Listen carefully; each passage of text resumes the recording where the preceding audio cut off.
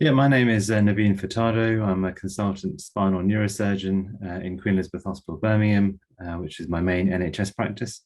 But I also practice in private clinics in Droitwich and in Halesowen. So I chose to become a doctor, especially a neurosurgeon, after realizing what potential there is in surgical specialties to make a significant, drastic difference to patients' quality of life, patient symptoms. And in neurosurgery at the time when I was training, it was still relatively evolving, developing, especially in this field of spinal surgery. And that was an exciting time to start within spinal surgery. I've trained as a neurosurgeon in both cranial and spinal surgery, but I've subspecialized into spinal surgery over the past 10 years, largely due to the complexity of the work that's now coming to us for spinal patients.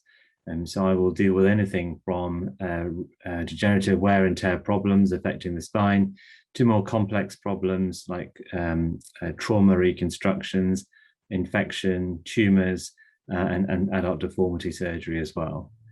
So what I face on a day-to-day basis is quite varied and exciting, challenging. Every day is different, but it's the best thing is to get aim to get a good outcome for the patient at the end of it. I find spinal surgery and neurosurgery most rewarding when you get a good outcome.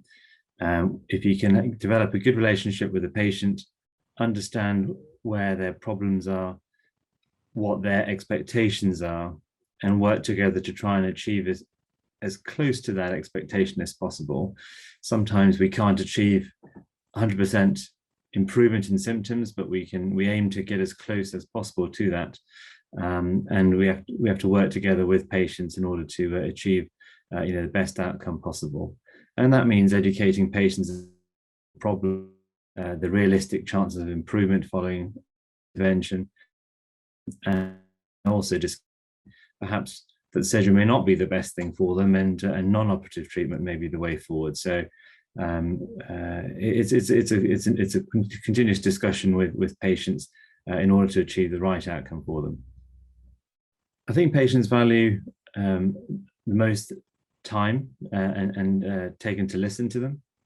And I think I've had most positive feedback for that in terms of giving a patient a chance to explain their story, their side of their story, their problems, and not just jump to conclusions, but try and work out where their problems are coming from.